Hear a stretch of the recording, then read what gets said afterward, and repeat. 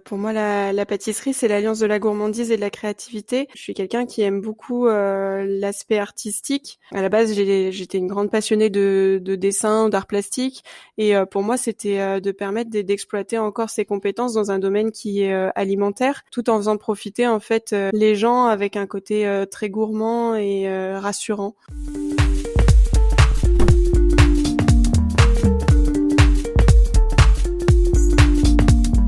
La pâtisserie, c'est avant tout une histoire de goût, de saveur et d'émotion. Je suis Léa Reverdy, amatrice et passionnée de pâtisserie. Mon défi, vous emmener avec moi à la découverte de ce qui fait vraiment un bon dessert. L'objectif ultime, trouver la recette parfaite qui fera fondre vos papilles à coup sûr. Vous êtes sur le point d'écouter un nouvel épisode de Papilles. C'est le podcast qui part à la rencontre des meilleurs chefs pâtissiers pour comprendre l'émotion et les saveurs qui les animent au quotidien lorsqu'ils créent leurs desserts d'exception. Après cet épisode, à vous de laisser libre cours à votre imagination et de créer les desserts aux saveurs qui vous ressemblent, tout en vous inspirant des meilleurs. Bonne écoute! Bonjour à tous et à toutes. Après plusieurs années dans la restauration, l'obtention du titre de championne du monde des arts sucrés en 2018 et du trophée Passion Dessert en 2019, Marie Simon, que j'ai rencontrée cette semaine, avait envie de laisser libre cours à son imagination en proposant ses propres créations. Alors en novembre dernier, elle a ouvert sa propre boutique à Beaune. Au menu de cet épisode, on parlera de comment l'art plastique, la nature et les rencontres l'inspirent au quotidien lorsqu'elle crée ses desserts. Elle nous dévoile aussi ses secrets pour utiliser du vin dans ses pâtisseries. Et enfin, elle explique l'importance de rassurer ses clients avec des pâtisseries qui sont en apparence classiques et qu'elle va ensuite retravailler avec des petits plus qui feront toute la différence. Bonne écoute! Bonjour Marie, très récemment tu as ouvert ta propre boutique à Beaune. Pourquoi est-ce que tu as fait ce choix ? Déjà bonjour à tous, bonjour Léa, merci. Alors j'ai fait ce choix déjà par amour, parce que je suis arrivée en Bourgogne pour suivre en fait mon conjoint, et en fait l'histoire d'amour s'est perpétuée en fait par la région, parce qu'on est tombé amoureux du lieu. Et on a décidé en fait d'acheter notre maison et de s'installer ici. Et puis c'était un petit peu dans la suite logique. J'avais toujours dit que je retournerais un jour ou l'autre en boutique. Et pour moi c'était un petit peu la concrétisation de ma carrière, de pouvoir me dire d'ouvrir quelque chose à mon nom et de faire profiter les gens de mes créations. Ouais, évidemment, c'est vrai que ça doit être assez sympa comme challenge, quoi. C'est ça. Et est-ce que tu as déjà un peu un apprentissage à partager, justement, tu vois, d'avoir ouvert ta boutique si récemment? En plus, bon, toi, c'était pendant le confinement, donc la période n'aide pas beaucoup. Mais est-ce que tu as un peu un apprentissage, quelque chose que tu en retiens déjà? Ce serait pour moi, ce que je retiens là de mon ouverture, ce serait l'entourage. J'ai eu la chance d'être très bien entourée par des proches, mais aussi par mon équipe, qui est composée de personnes que je connaissais déjà d'avant et qui avaient la chance aussi de connaître ma façon de travailler. Et donc ça simplifie beaucoup de choses pour l'ouverture qui engendre énormément de paramètres qu'on connaît pas forcément d'un point de vue administratif ou démarche. Et du coup, j'avais déjà cette facilité de me dire, j'ai des personnes qui m'entourent, qui me connaissent, et j'ai pas besoin en fait de leur expliquer ma façon de procéder ou ma façon de penser, parce qu'ils connaissent mon caractère et ma façon d'être aussi. Ouais, complètement. Écoute, peut-être on en reparlera peut-être un peu plus tard, mais je te propose en première partie de revenir sur ton parcours sous le prisme des saveurs. Donc tout d'abord, ma première question, c'est quelles sont les saveurs qui ont marqué ton enfance ? Ça va être des saveurs simples de toute manière, parce que pour moi, les saveurs qui sont assez régressives, qui nous font retomber en enfance, ça va être le chocolat. Moi, j'ai un amour inconditionnel pour le chocolat, parce que j'aime cette matière, j'aime autant la manger que la travailler. Enfin, je trouve ça fabuleux, et ça me fait retomber dans les gâteaux au chocolat de ma grand-mère, avec qui j'avais la chance de faire ces fabuleux gâteaux qu'elle réussit toujours mieux que moi. Elle doit avoir ces petits trucs et astuces qu'elle veut pas me transmettre. Et puis après, ça va être les pommes. parce que je suis née d'une région où voilà, la pomme, c'est quelque chose qu'on avait forcément dans le jardin, donc d'aller se balader et de croquer une pomme qui vient du pommier, c'est des saveurs qui me font retomber un petit peu dans mes origines aussi. Et c'est quoi ton plus beau souvenir gustatif? Ça, c'est une question qui est assez difficile. Euh, pour moi, en fait, le plus beau souvenir gustatif, il va pas venir forcément d'un moment gastronomique, même si j'ai eu la chance de manger dans des très beaux établissements où j'aurais tendance à dire que c'est mes plus beaux souvenirs gustatifs. Mais pour moi, ça en revient encore à l'enfance. Les plus beaux souvenirs gustatifs, ils se raccordent en fait à ça, et je dirais que c'est voilà, la tarte aux pommes de ma grand-mère que je mangeais en rentrant de l'école le midi parce que je mangeais chez elle, et que ça va être ce souvenir qui va me marquer peut-être à vie plus qu'un restaurant. Mais ça, c'est souvent ça. En vrai, c'est toujours très lié à l'émotion. Enfin, moi, c'est vraiment ce que j'ai remarqué avec ce podcast, c'est que pour tout le monde, c'est vraiment lié à l'émotionnel aussi, les souvenirs. Et est-ce qu'il y a une saveur qui t'évoque ton titre de championne du monde des arts sucrés que tu as obtenu en 2018? Je vais pas être très originale, mais je vais dire chocolat parce que déjà, moi, je m'occupais de toute la partie chocolat sur le concours, donc c'est une saveur que ce soit voilà, comme je disais, à travailler ou en dégustation qu'on a énormément travaillé. On avait une confiserie, je m'occupais de la confiserie au chocolat. On a eu un entremets, il était dominante chocolat, et je m'occupais de la pièce chocolat. Donc je vais dire chocolat parce que c'est vraiment la partie que j'ai beaucoup plus travaillé. Et dans l'entremets que vous avez travaillé justement, entremets chocolat, avec quoi est-ce que tu l'as associé un peu? Avec quelle saveur? Qu'est-ce qui est... C'est un entremets qui reliait en fait le chocolat, la noisette et les fruits exotiques en fait, la mangue et la passion. Et c'est un entremets qu'on a vraiment travaillé dans dans les petits détails et vraiment dans la recherche de la perfection, que du coup j'ai repris à la boutique pour faire profiter les personnes qui viennent déguster mes créations et qui du coup peuvent suivre un petit peu ce processus. Et puis il y a vraiment une histoire derrière ce gâteau, donc c'était sympa pour moi de pouvoir le proposer aux clients. Est-ce que c'est un gâteau qui est très apprécié? C'est le plus apprécié. Et justement, c'était quoi les saveurs de ta toute première création? Pas forcément dans ta boutique, hein, en règle générale. Je dirais que c'est mon quand j'ai pris ma place de chef pâtissière dans un restaurant étoilé. Je pense que ce serait voilà, le dessert, le premier dessert que j'ai proposé et qui a été mis à la carte. C'est toujours marquant parce qu'on va se dire il a vraiment sa place dans un restaurant. C'est ma première création, et c'était un dessert autour de la poire qui reprenait un petit peu les saveurs d'une tarte bourdaloue, mais vraiment complètement déstructurée dans la forme. Et je reprenais la crème de Bresse qui est une crème de la région, la poire, l'amande, un petit peu une petite pointe de vinaigre parce que c'est un ingrédient que j'aime beaucoup. Donc ça, c'est un dessert qui restera marqué parce qu'il a une valeur sentimentale aussi pour moi. C'était quoi les saveurs de ta toute dernière création? Je dirais que c'est l'entremets qu'on a composé pour Pâques avec mon chef pâtissier.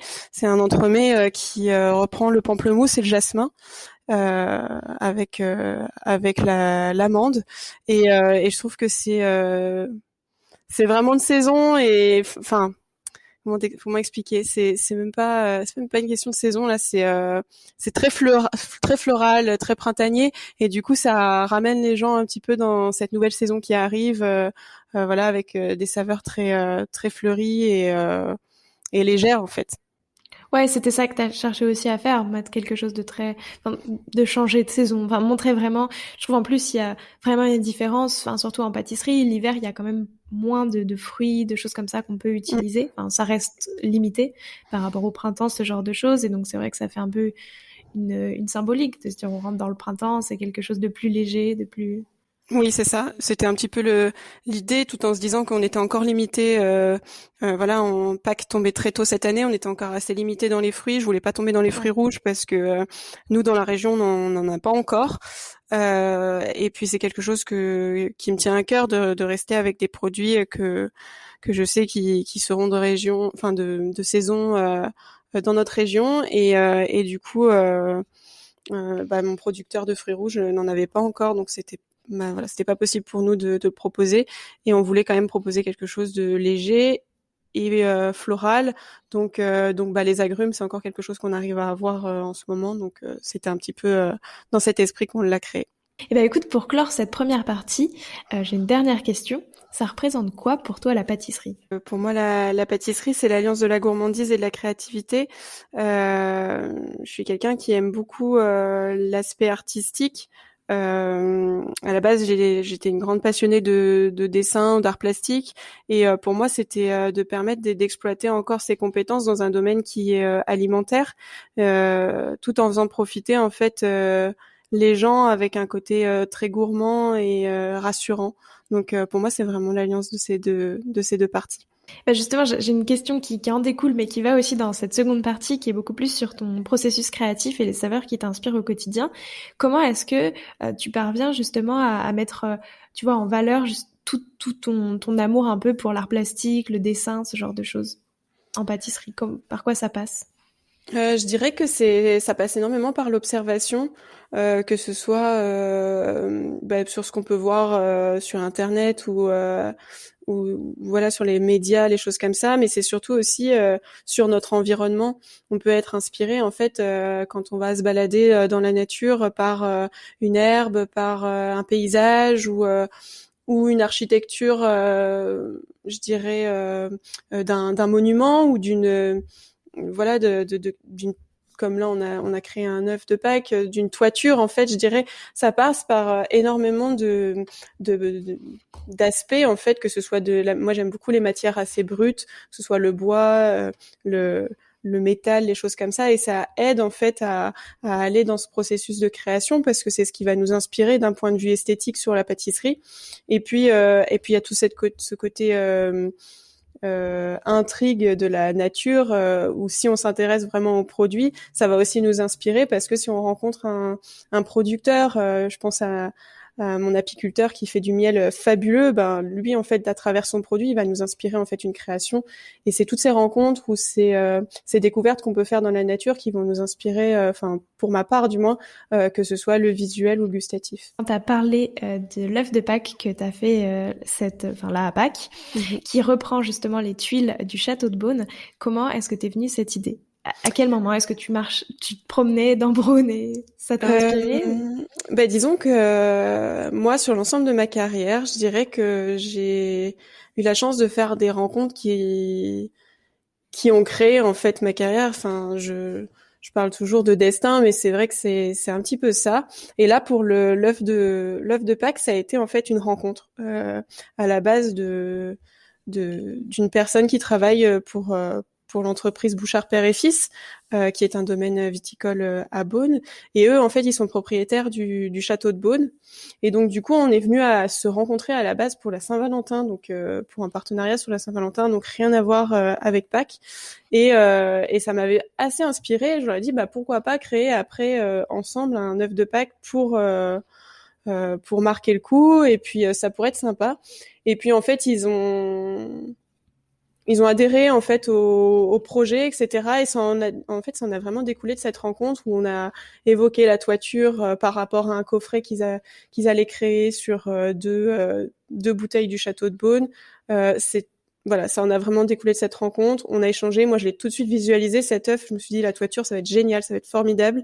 Il faut le faire. Et ils étaient emballés. J'ai proposé un prototype. Ils ont adoré et ça s'est fait assez simplement au final. Et voilà, c'est vraiment par le biais d'une rencontre et des fois les choses se font assez simplement de cette manière. Non, et puis du coup, c'est vrai que c'est très très visuel parce que cette toiture est quand même très colorée et très originale, quoi. Donc ça fait un résultat qui est vraiment très joli. Et puis oui, au final, ça reprend le château de Beaune, mais les toitures bourguignonnes sont assez marquées par ce type d'architecture, que ce soit les hospices qui ont un tout autre, les hospices de Beaune, elles ont tout autre motif, mais ça reste vraiment dans ce schéma de tuiles colorées avec des motifs différents. Et collaborer avec un domaine viticole, est-ce que c'est quelque chose que tu as aimé, que tu voudrais refaire, peut-être avec d'autres artisans ou...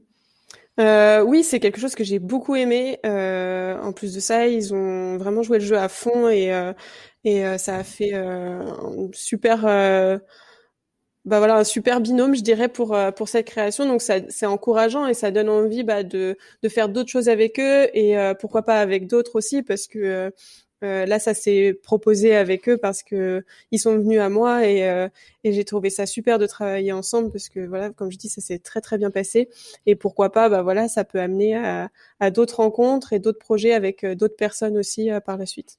Tu vois, justement, si tu devais créer un dessert qui mette à l'honneur le vin ou la vigne, qu'est-ce que tu pourrais faire? Là, on est en train de d'essayer, enfin de faire beaucoup d'essais sur. En fait, on voudrait proposer un coffret de bonbons au chocolat au vin, que ce soit vin rouge ou vin blanc. Et ça, je dirais que bah, c'est quelque chose que j'aimerais mettre en place parce que ce serait un bel hommage à la région aussi, de pouvoir un beau petit clin d'œil bah, à toute la partie viticole qui occupe une grande place dans la région. Et puis pourquoi pas par la suite essayer de faire des associations dans des pâtisseries qui sont pour moi peut-être un peu plus osées parce que j'essaye de proposer des pâtisseries qui peuvent plaire à tous et donc forcément dès qu'il y a l'alcool c'est un petit peu plus déstabilisant, on peut pas forcément vendre aux enfants etc. Mais après sur des créations type sans parler forcément de vin, on a le champagne qui se marie très bien à l'été avec beaucoup de fruits donc pourquoi pas partir sur des associations de ce principe. Et très techniquement, comment tu l'utilises un peu ce genre d'alcool? Parce que, enfin, les alcools très forts, tu vois, c'est plutôt flambé en sirop, ce genre de choses, mais du vin ou du champagne, comment est-ce que ça s'utilise techniquement? Ben, du vin, on peut très bien faire sur une base de gelée de fruits, de gélifiant, de pâte de fruits, associé avec une ganache au chocolat, ça peut être très très bien. Ça peut être aussi la base de la ganache avec une réduction de vin qu'on vient associer à notre ganache. Donc ça peut être travaillé vraiment de la même manière que n'importe quoi. Il faut juste enlever ce côté assez agressif de l'alcool pour récupérer vraiment la saveur du vin. Donc nous, c'est sur ça qu'on est en train de travailler parce que je veux vraiment retrouver qu'on retrouve ce goût de vin et pas forcément juste l'alcool qui va ressortir sur le chocolat. Et puis après, je dirais sur le champagne par exemple, ça peut très bien être une mousse au champagne associée avec une compotée de pêche ou des choses comme ça. Donc c'est assez facile mine de rien parce que comme c'est des alcools où on arrive forcément à récupérer le goût et à enlever ce côté très alcooleux. Donc ça se travaille bien. Et ouais, parce que donc Beaune, c'est quand même dans une région très très viticole et qui a du très bon vin.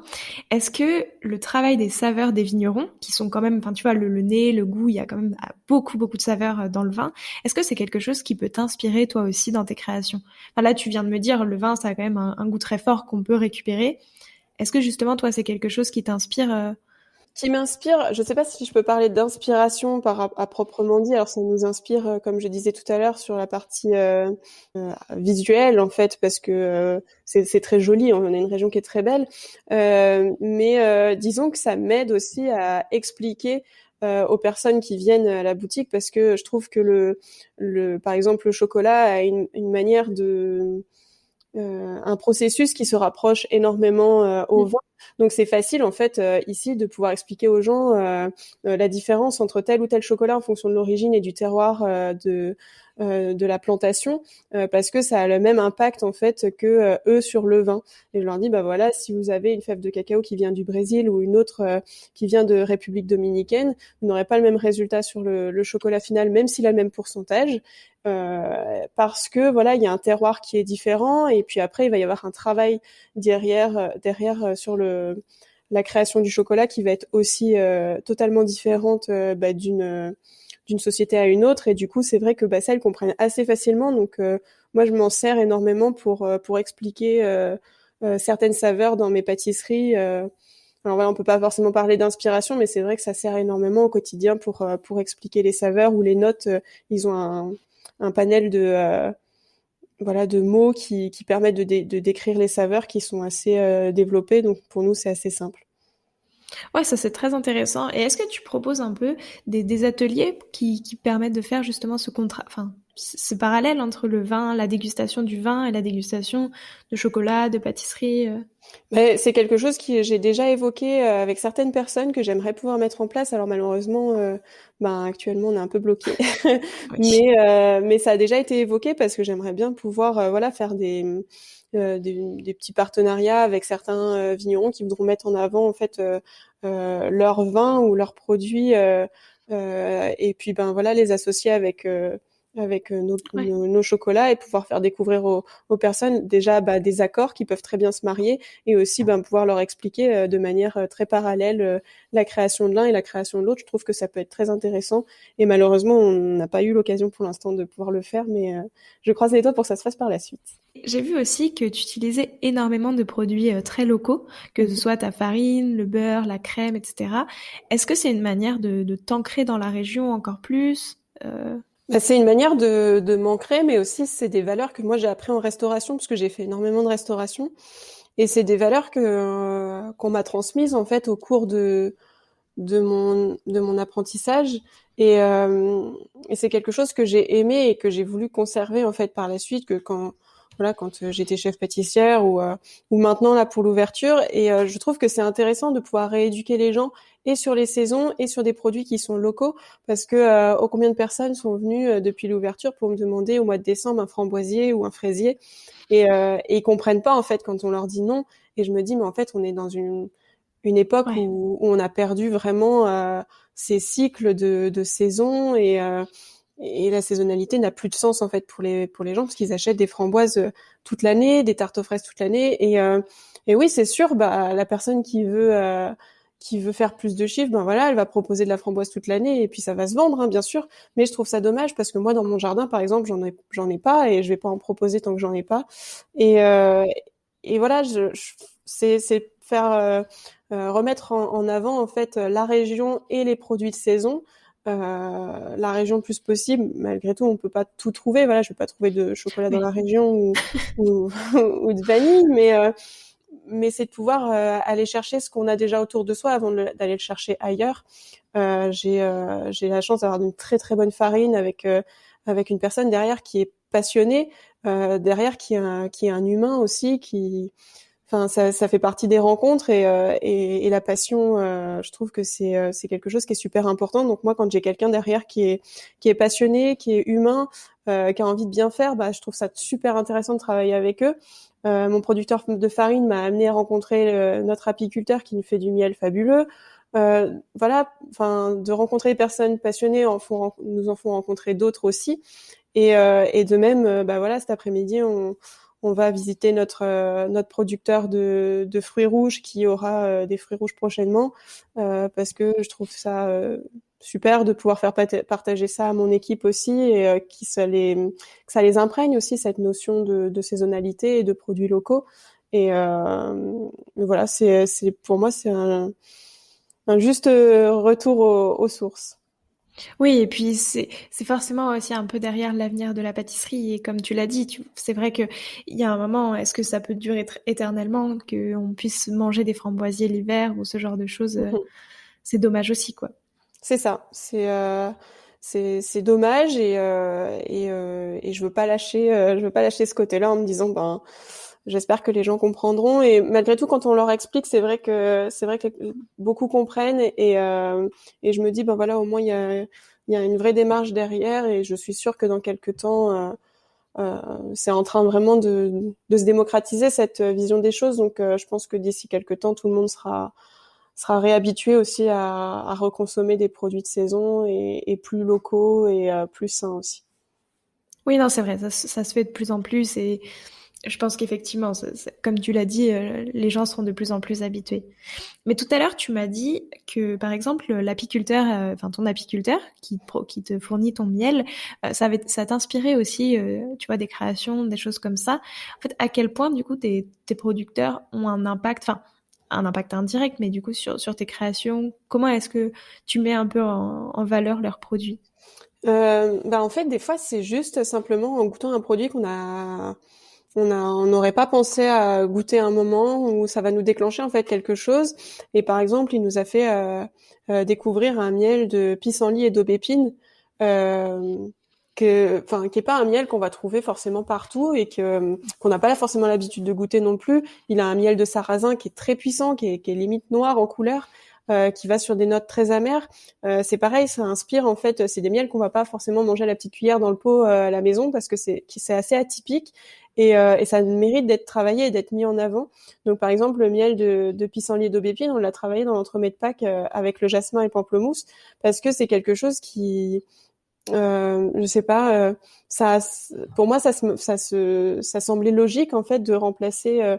Moi, le miel, en fait, c'est quelque chose que j'aime beaucoup, et de pouvoir remplacer une partie du sucre, par le miel et de rapporter une saveur. En fait, je trouve ça super intéressant. De même que par exemple dans la viennoiserie, on y ajoute du miel du Morvan parce que il rajoute ce côté un petit peu cire d'abeille dans la viennoiserie qui est réconfortant, qui est un petit peu atypique aussi. Et je trouve que voilà, c'est de goûter un produit qui va nous amener à nous dire bah ça s'associerait parfaitement avec ça et du coup on va aller le transposer dans une pâtisserie. Et voilà, c'est toutes ces petites choses qui amènent à la création sans forcément être réfléchi à la base. Et puis d'un seul coup, ça a fait un déclic et il y a plein d'essais qui s'en découlent et ça a créé quelque chose. Donc ça, c'est assez sympa. Et du coup, ça intervient vraiment, tu goûtes un nouveau produit et tu te dis, ah ça, enfin, là par exemple, pour le miel de pissenlit, tu as goûté ce miel de pissenlit et tu t'es dit, il irait parfaitement dans cet entremets de Pâques, ou est-ce que c'est plutôt l'inverse? Et tu vois, tu l'as goûté et tu t'es dit, ah, j'ai envie de l'utiliser dans un dessert. Oui, en Tiens, fait, c'est ça, c'est de se dire, bah, quand on l'a goûté, il fallait qu'on l'utilise, fallait qu'on le mette en avant, on pouvait pas le laisser dans son pot sans l'utiliser. Et du coup, ben, comme il fallait en plus qu'on crée quelque chose pour Pâques, ça a été vraiment de se dire, ces parfums-là se marieraient bien, on va l'utiliser et ça va le mettre en valeur. Ça, c'est voilà, c'est soit en fait on a quelque chose à créer derrière, donc du coup ben ça va tout de suite déclencher quelque chose, ou alors inversement on est en train de créer un produit et en même temps on va goûter quelque chose qui va dire ben en fait c'est ce qui manque depuis le début. Par exemple cet hiver on avait le Mont Blanc, notre Mont Blanc, je voulais absolument qu'il soit sans gluten, enfin pour pouvoir proposer quand même cette pâtisserie à des personnes qui sont intolérantes. Alors je peux pas avoir le label sans gluten parce que j'ai pas un labo qui est spécifique pour ça, mais de pouvoir proposer au moins quelque chose sans farine de blé. Et du coup, on a une farine de châtaigne que notre meunier nous a ramenée et elle est juste trop bonne. Enfin, ça donnait envie déjà de se dire bah voilà, c'est la suite logique de la pâtisserie qu'on est en train de créer parce qu'on veut qu'elle soit sans gluten et en même temps on a une farine de châtaigne qui est juste exceptionnelle, qui ouais. donne vraiment ce goût de châtaigne. Donc ça a tout son sens aussi dans cette pâtisserie. Et est-ce que ça peut des fois aussi t'inspirer, tu vois, des nouvelles saveurs? Par exemple, là, ce miel pissenlit aubépine, c'est vrai que c'est des saveurs qu'on n'a pas l'habitude de manger et de goûter. Est-ce que, tu vois, ça pourrait aussi t'inspirer un entremets ou un dessert autour du pissenlit ou de l'aubépine? Oui, alors comme on dit, c'est pas forcément des saveurs qu'on a l'habitude de retrouver. Alors de là à travailler un entremets, 100% pissenlit ou Oui, aubépine, voilà, c'est un peu compliqué parce que on aurait du mal à créer quelque chose à 100% là-dessus. Mais du moins, c'est quelque chose qu'on peut accentuer et créer, par exemple, une mousse avec ce miel ou quelque chose qui est encore plus axé sur le miel et du coup qui mettra en valeur ces deux parfums. Euh, ça peut en découler. Là, pour l'instant, on n'a jamais se dit tiens, ce produit-là, on va en faire quelque chose à 100%. Mais du moins, moi, j'aime bien pouvoir l'associer. Ça me sert vraiment d'assaisonnement dans mes ouais. pâtisseries. C'est quelque chose que je me servais déjà en restauration et encore une fois, quelque chose que je veux ramener dans la création de pâtisserie boutique parce que je trouve ça intéressant de ramener un assaisonnement, une épice, un miel, une farine assez atypique. Voilà, on a des farines toastées ou qui sont préalablement grillées, qui sont super intéressantes aussi. Et ça, c'est quelque chose qu'on n'a pas l'habitude de retrouver et qui est très intéressant de pouvoir profiter aussi en pâtisserie boutique parce on a plus l'utilisation de ces processus de création sont plus en général liés quand même à la restauration avec des produits assez atypiques ou régionaux. Et là, moi, c'est ce que j'essaye de rajouter un petit peu, la petite touche gastronomique quand même que je voudrais garder. Ah, ça, c'est très intéressant. Et justement, quelle création est-ce que tu as voulu mettre à l'honneur dans ta boutique? Je suis assez classique comme fille malgré tout ce qu'on vient d'évoquer, les miels assez atypiques, les choses comme ça. Je suis quand même quelqu'un qui reste très classique. Pour moi, quelqu'un qui rentre dans une pâtisserie, il a besoin d'être rassuré par un univers gourmand qu'il connaît malgré tout. Donc en fait, quand on vient chez nous, c'est vrai que c'est une pâtisserie qui est quand même assez classique parce qu'on va retrouver de la tarte au citron, on va retrouver du Mont Blanc, on va retrouver du millefeuille, du Saint-Honoré, mais le tout en fait va être retravaillé soit dans la forme, soit dans les saveurs quand même pour lui apporter le petit plus qui fait qu'on tombe pas dans un total classique. Donc ils sont rassurés par la forme, ils voient une tarte au citron, ils se disent c'est un classique, on pourra pas être déçu. Et en fait, cette tarte au citron, elle est travaillée avec des agrumes, elle est travaillée avec de la feuille de shiso. C'est des petits plus qui vont venir assaisonner. Ils vont pas forcément s'en rendre compte spontanément. Ils vont se dire tiens, il y a un petit truc en plus qu'il n'y a pas chez le voisin. Et c'est un petit peu ce que j'ai voulu mettre en avant chez moi, c'est-à-dire les classiques de la pâtisserie retravaillés avec des petits plus et de manière très précise. Notamment, on trouve quand même, voilà, des créations. On a quand même l'absolu qui revient du concours.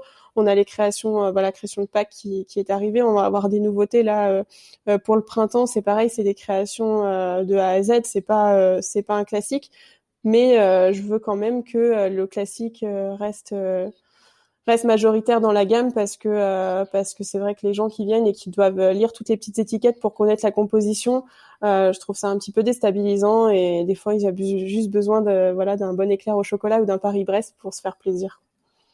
Oui, et puis c'est quelque chose dont j'avais parlé aussi avec des pâtissiers, tu vois, qui ont leur propre boutique dans ce podcast. Et il y en a beaucoup qui disent aussi qu'il faut rassurer le client, entre guillemets, avec des choses qu'il connaît et ce genre de choses avant de lui proposer des desserts un peu plus audacieux, entre guillemets, où il se dit, bah, en fait, je sais que ça va être bon, donc je peux goûter des saveurs qui changent, qui sortent des sentiers battus un peu également, quoi. C'est ça, tout à fait. Bah voilà, c'est exactement ça. Il y a des personnes qui vont être un petit peu aventurières, qui vont vouloir tout de suite des créations, et puis il y a ceux qui vont venir un petit peu plus régulièrement, qui vont d'abord se laisser tenter par les choses un peu plus classiques qu'ils connaissent ou même des pâtisseries plus anciennes nous on fait pas, mais on va venir nous demander des choses qui se font en fait depuis des années, et on se dit ben non, en fait on le propose pas, et on se rend compte que les gens, c'est ce qu'ils aiment, c'est de retrouver leur petite pâtisserie qui trouvent un petit peu partout, mais retravaillée à la perfection. Et nous, c'est ce qu'on essaye de proposer, sans avoir la prétention de dire que on le fait à la perfection. On essaye de le faire à notre manière, différemment aussi. Et puis bah voilà, les gens reviennent et ils essayent des nouvelles choses. Et puis après, ils vont se dire bon bah on va essayer celle-ci, même si c'est une création, c'est quelque chose qu'on connaît pas. Et en fait, comme ils ont été rassurés par celle d'avant, ils vont se laisser tenter par la création. Ouais, bien sûr.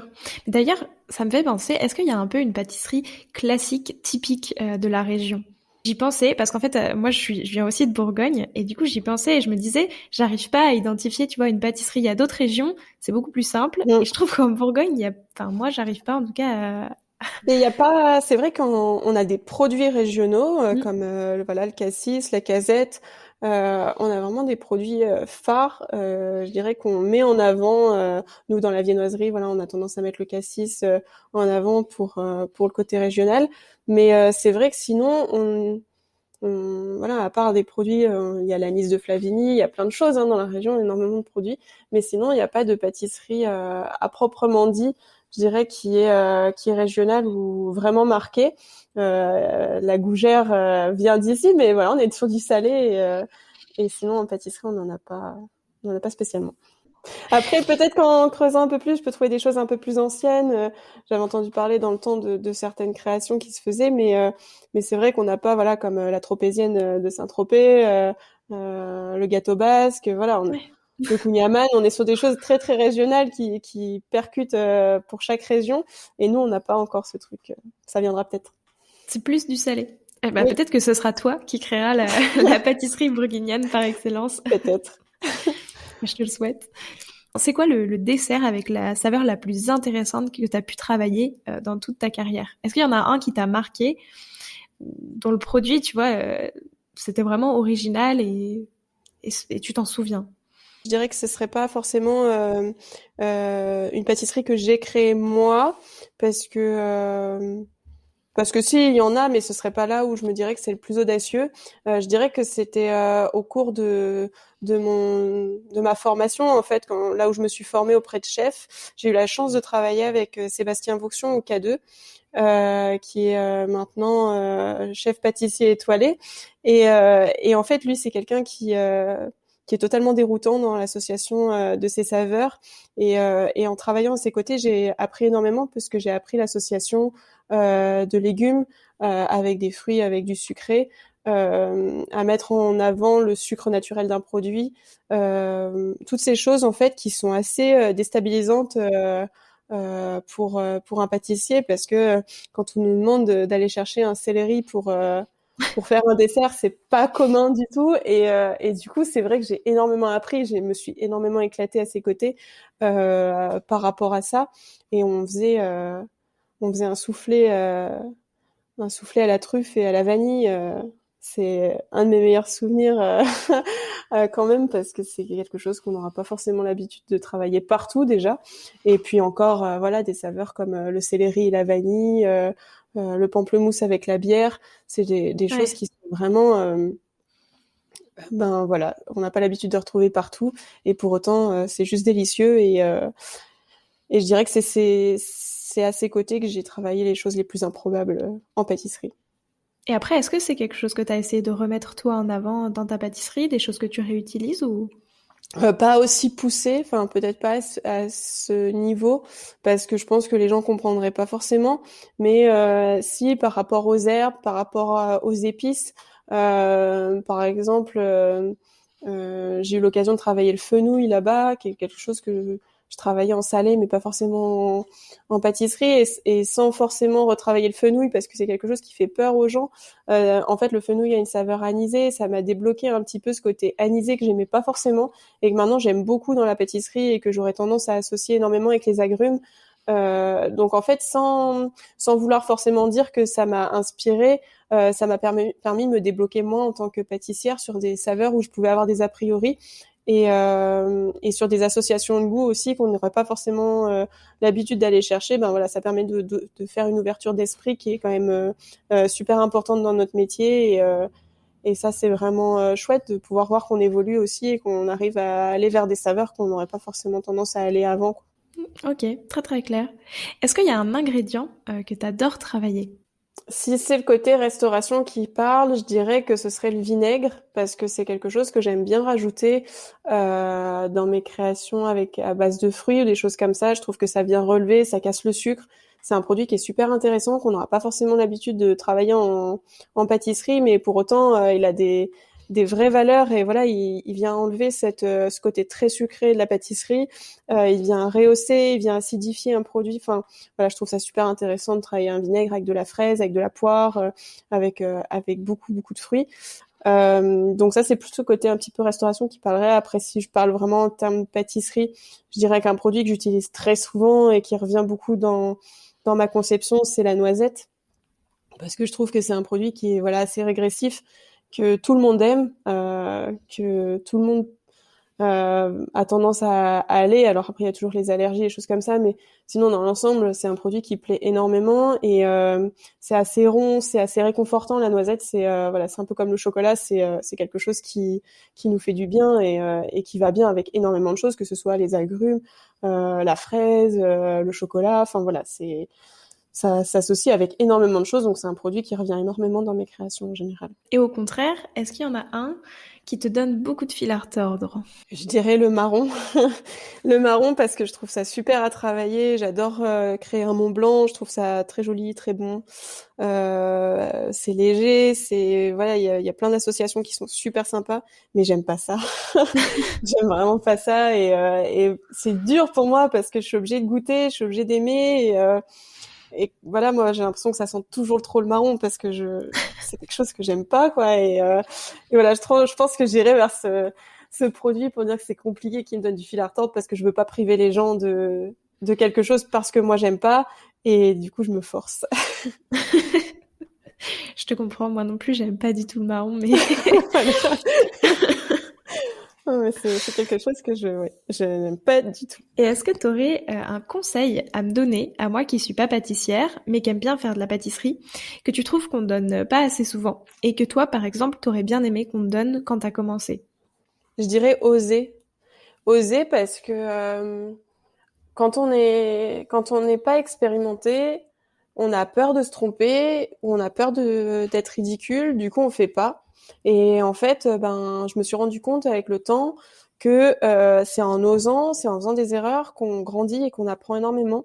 Donc c'est oser que ce soit pour voilà un particulier qui veut faire de la pâtisserie chez soi, ben dans tous les cas, quand on allie des bons éléments, alors oui, s'il n'y a pas la technique derrière, ce sera peut-être pas joli, ça ressemblera pas à grand chose, mais pour autant, ce sera peut-être très bon quand même. Et puis, ça amènera à d'autres choses. Ça amènera à découvrir des choses qu'on n'aurait pas forcément pensé. Et puis, ça permet d'oser aussi dans le sens aller vers les gens, de ne pas hésiter à poser des questions, à des professionnels, voilà, des gens passionnés et ça permet de d'ouvrir en fait son sens de la créativité et de l'élaboration. Donc que ce soit pour un particulier ou un professionnel, je dirais que d'oser aller demander ou de faire ou de créer et comme ça permet d'évoluer. Donc ça c'est bien. Bah, merci beaucoup pour ce conseil. En dernière partie, je te propose de te prêter au jeu du questionnaire de Proust des saveurs. Déjà, si toi, t'étais une saveur, tu serais laquelle? Je serais l'acidité parce que je trouve que c'est vivifiant l'acidité. Ça relève un plat, ça relève un dessert et on en a besoin parce que sinon c'est plat. Et ben moi j'aimerais bien être l'acidité. Au moins je serais pas monotone. La Bourgogne en 3 saveurs, ça donne quoi? En trois saveurs ou trois mots, c'est la gourmandise, c'est le raisin et c'est le cassis. Est-ce qu'il y a un dessert que tu fais tout le temps quand t'es invité à manger chez quelqu'un et qu'on te demande de ramener le dessert? Je dirais que si je suis chez moi et que je dois faire un dessert à la maison pour ramener, je fais le gâteau au chocolat de ma grand-mère parce que c'est sûr qu'il plaît. Et, euh, et si jamais je suis à la boutique et qu'il faut absolument que je prenne un dessert et que je veux qu'il plaise à tout le monde, je prends le Paris-Brest. C'est vrai, c'est un incontournable. Exactement. Est-ce qu'il y a un pâtissier ou une pâtissière avec qui t'aimerais bien créer un dessert à 4 mains? Je dirais Joanna Le Pape parce que c'est un peu ma grande sœur dans cette aventure en se disant que ben voilà c'est celle qui a gagné le titre avant que je le gagne, donc elle m'a été de précieux conseils et elle est dans une démarche de pâtisserie saine que j'aime beaucoup, qui m'intéresse énormément, donc je dirais Joanna. Si là maintenant je te demande de créer un dessert qui t'évoque le printemps, qu'est-ce que tu mets dedans? Et le joker du gâteau de Pâques ne fonctionne pas. C'est dommage. On va avoir des nouveautés d'ici peu qui vont arriver et on va être beaucoup sur le fruit et notamment on est en train de faire des essais pour caler une pâtisserie autour de la griotte et de l'estragon voilà la cerise va arriver. Si le gel n'a pas tout abîmé, je dirais que la cerise va arriver et ça s'associe très bien avec l'estragon. Donc on est sur des essais qui nous évoqueront du coup le printemps, parce que pour moi la cerise c'est le printemps. Et ben écoute, maintenant j'ai 5 dernières questions. Plutôt travail du sucre ou travail du chocolat? Chocolat à 100%. Viennoiserie ou pâtisserie? Ah, ça c'est compliqué parce que j'ai un gros penchant moi pour la viennoiserie. Je m'éclate énormément et du coup je dirais viennoiserie. C'est quoi la viennoiserie un peu la plus originale, entre guillemets, que tu proposes dans ta boutique? On a quand même un panel de viennoiserie qui est quand même assez vaste, puisqu'on en a à peu près 8 en fonction. Et on essaye d'être un petit peu de sortir des sentiers battus tout en proposant quand même des saveurs qui parlent aux gens. Et donc, hormis le croissant, le pain au chocolat, la brioche qu'on va retrouver de manière très classique, on propose en fait une brioche noix et cannelle, parce que moi j'adore ça et que je voulais absolument réussir à retrouver une saveur d'une viennoiserie que j'avais mangée et que j'adorais manger, donc je voulais vraiment la retranscrire ici. On va avoir les pomponnettes qui sont une création qu'on a voulu mettre à la boutique et qui reprennent en fait un insert soit crémeux chocolat pour la pomponnette au chocolat, soit confit au cassis pour la pomponnette au cassis, et ça c'est assez sympa. Et puis après on va avoir la tresse caramel qui reprend une crème vanille en fait et un caramel à la fève de tonka et aux noisettes. Et ça c'est super gourmand et ça plaît énormément. Ouais, ça a l'air délicieux. Plutôt Pâques ou Saint-Valentin? Pâques, parce que ça reprend le chocolat, donc donc on s'éclate à Pâques. C'est Plutôt éclair ou millefeuille? éclair. Et enfin, plutôt pamplemousse ou bergamote? Pamplemousse. Marie, merci beaucoup pour ce moment. Ça m'a fait très plaisir et merci pour tous les conseils que tu m'as donnés. C'était vraiment très intéressant. Ben, merci beaucoup. Merci pour l'interview, c'était super. Et nous, on se retrouve la semaine prochaine en compagnie de Philippe Faure.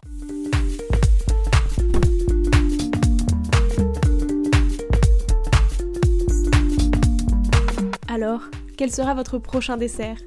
Merci d'avoir écouté cet épisode jusqu'au bout. S'il vous a plu, n'hésitez pas à le partager aux gourmands qui vous entourent. Et si vous voulez soutenir Papille, 2 choses. La première, notez l'épisode 5 étoiles sur Apple Podcast et laissez un joli commentaire. La seconde, vous rendre sur papillepodcast.com, sans oublier le S de Papille, et vous abonner à la newsletter pour être prévenu de la sortie des prochains épisodes et des articles que j'écris régulièrement. À bientôt!